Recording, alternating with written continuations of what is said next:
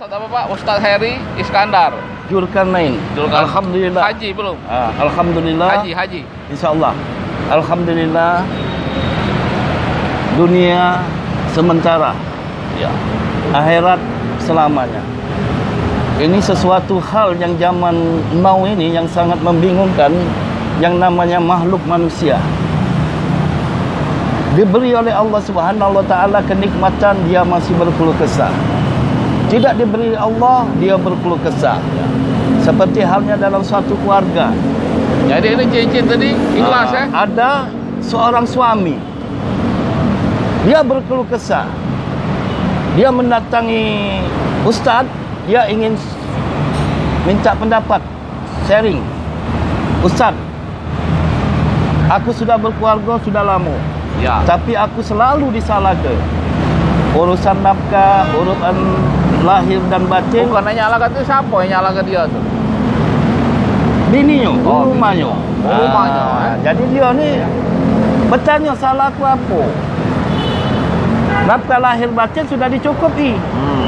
Nah, maka aku jawab, salah kau tu siko. Ya. Ngapa kau dulu galak berbini?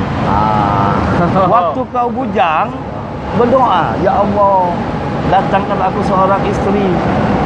Sudah beristri, ya Allah, datangkan aku seorang anak. Ini sudah Allah datangkan istri anak, ini berkeluh kesah. Nyala ke istri, nyala ke anak. Tapi ngapa kau dulu minta bini? Jadi salah kau sikok. Ngapa dulu kau minta istri, minta bini? Sama di dalam kehidupan. Cuma sikok berarti kesalahan dia tuh? Iya. Ngapa Kalau dulu? bini, salah tak bininya? Ya namanya bini itu sudah jelas di Al-Quran, di hadis Rasulullah, diciptakan tulang rusuk yang paling bengkok. Nak mak mano, nak dilurus ke patah.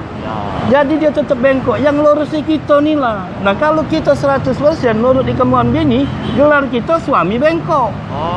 Jadi sudah sejodoh. Ada yang bengkok, ada yang lurus. Kalau bini tak baca diluruskan, bini bengkok. Bini tu masih bengkok tu lah. Lurus ke patah. Tulang rusuk. Dia lurus ke patah. Ya biar ke kita yang lurus. Jadi dia bengkok. Iya bengkok. Jadi kita harus sabar.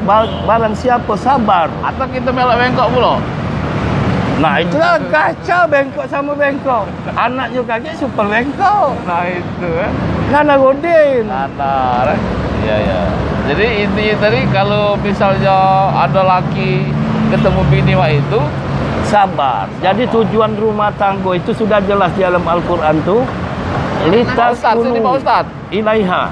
Melak dulu Pak Ustaz sini Pak. Jadi tujuan kita berumah tangga tu litas kunu ilaiha wa ja'ala bainakum mawaddatan wa rahmah. Dulu, siapa dulu? Bapak ini siapa bapak ini? Hah? Bapak ini siapa? Ini Ali Lenglung. Oh, Ali Lenglung. Jadi tujuan rumah tangga tu litas kunu ilaiha, untuk mencari ketenangan. Ya.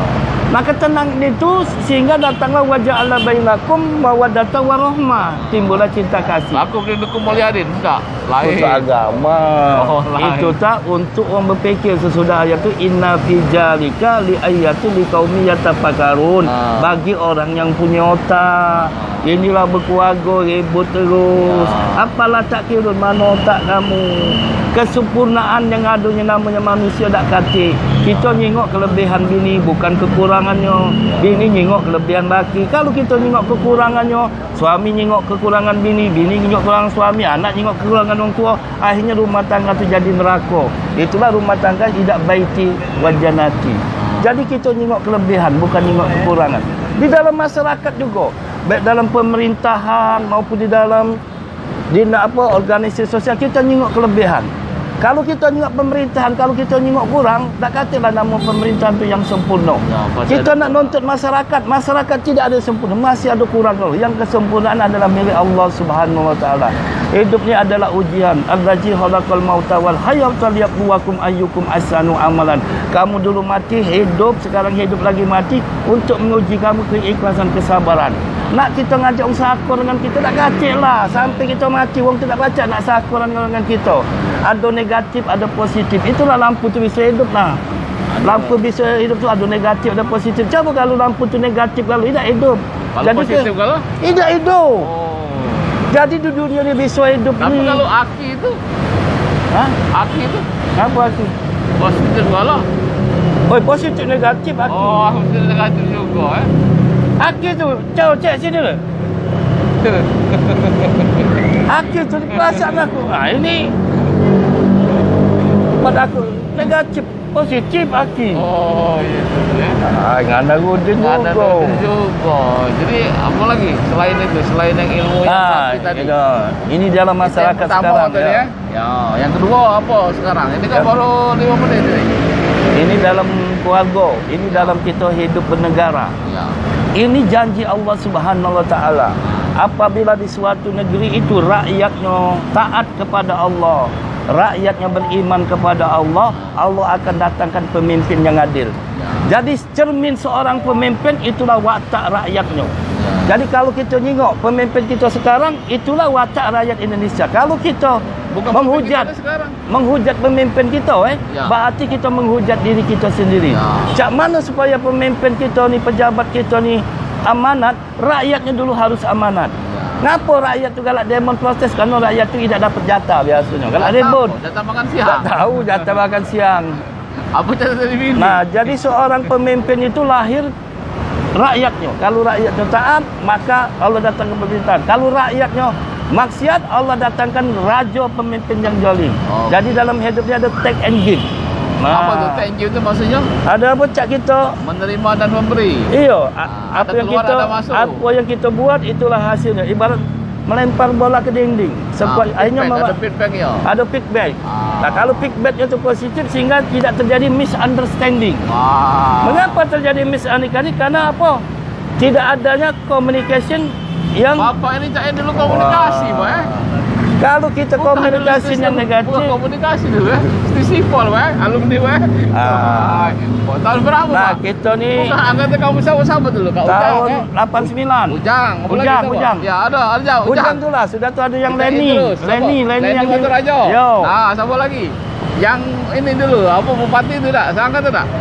Lupa. Yang tahunya Sari Ismail Jalili. Ya sama. Iya sama, dia jurusan komunikasi juga. Sekelas tapi. Sekelas. Jurusan Ibu Sari kami yang manggilnya itu. Ketua Sipol sekarang. Adek, dia tu bola kamu apa? Nah, sekarang ini mengapa Bu Sari? Ini nak kawan sekelas kamu nak Bu Sari. Nah, sekarang sudah menjadi penceramah kondang. Saya dulu waktu di sebelum aktifnya di Menwa. Wah. Ada seragamnya. Ada seragamnya lah, sudah ada buat lagi. Pembaretannya ngambil baretnya jalan dari Kodim ke kampus Unsri yang baru tu. Jalan kaki, tak dijak makan, tak dijak minum, langsung di pasir. Itu ngambil baret. Di bawah Kodam itu rasanya. Yo, Kodam. Diksarnya 145, peradiknya di Unsri. Berarti memang kamu gagal. Jadi walaupun kita ni kamu ni kalau waktu jadi propos tak? Jadi propos. Nah, kita ni walaupun bukan tentera militer, nama kita ada di Kodim. Jadi Caknas, cadangan nasional. Kalau waktu berperang, tentera banyak mati, walaupun kita batu ini dipanggil. Karena kita sedang rasa kependidikan militer. Nah, bisa warna. Cara ilmu pertempuran, ilmu strategi, serangan malam, celaka malam, menggunakan senjata. Berarti kalau kamu ni waktu melok ambil lain ni karena kamu dulu aku waktu kuliah di Setis tidak main ini tidak berjenggot. Tidak berjenggot. Jadi berjenggot kalau Leni sekarang tengok aku sekarang ni pasti tidak keciren dia. Leni Batu Rajo. Iya, Sari juga tidak keciren.